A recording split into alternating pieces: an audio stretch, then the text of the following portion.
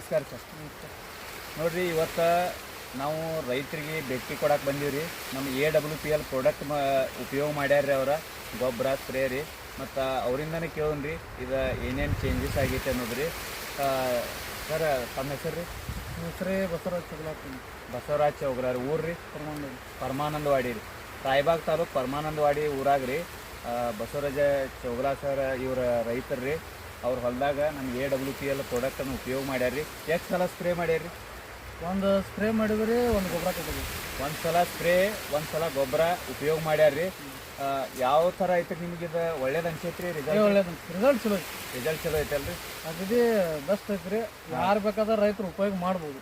ಹಾಂ, ಯಾರ ಬಂದು ನೀವು ಹಂಗೆ ಪ್ರಾಡಕ್ಟ್ ಬಗ್ಗೆ ಮಾಹಿತಿ ನೋಡೋರಿದ್ರು ಬಂದು ನಮ್ಮ ಪ್ಲಾಟ್ ನೋಡಿ ಹೋಗ್ಬೋದು. ಒಳ್ಳೇದ್ರಿ. ನೋಡಿ, ರೈತರಿಗೆ ವಾಪರ್ಸಕ್ಕಂತೂ ಕಡಿಮೆ ಖರ್ಚದಾಗ ಚಲೋ ಐತಿ. ರಿಸಲ್ಟ್ ಚಲೋ ಐತಿ. ರಿಸಲ್ಟ್ ಚಲೋ ಐತಲ್ರಿ? ನೋಡ್ರಿ, ನೀವು ಇದರಿಂದ ಖುಷಿ ಅದೇರಿ ಅಲ್ರಿ? ಓಕೆ ರೀ. ನೋಡ್ರಿ, ರೈತರು ಖುಷಿ ಅದಾರ ಅಂತಂದ್ರೆ ರೀ, ನಮಗೂ ಖುಷಿ ಅದ ರೀ. ಒಳ್ಳೆ ರಿಸಲ್ಟ್ ಕೊಟ್ಟೈತ್ರಿ AWPL ಆರ್ಗ್ಯಾನಿಕ್ ರೀ. ಇದು ನೋಡ್ರಿ, ಈ ಥರ ವಾಡಿ ಉದ್ದದ ರೀ. ಅದೇ ರೀತಿ ಇಲ್ಲಿ ನೋಡ್ರಿ ಯಾವ ಥರ ದಟ್ಟ ಆಗೈತ್ರಿ ಮತ್ತು ಹಸಿರಾಗೈತ್ರಿ.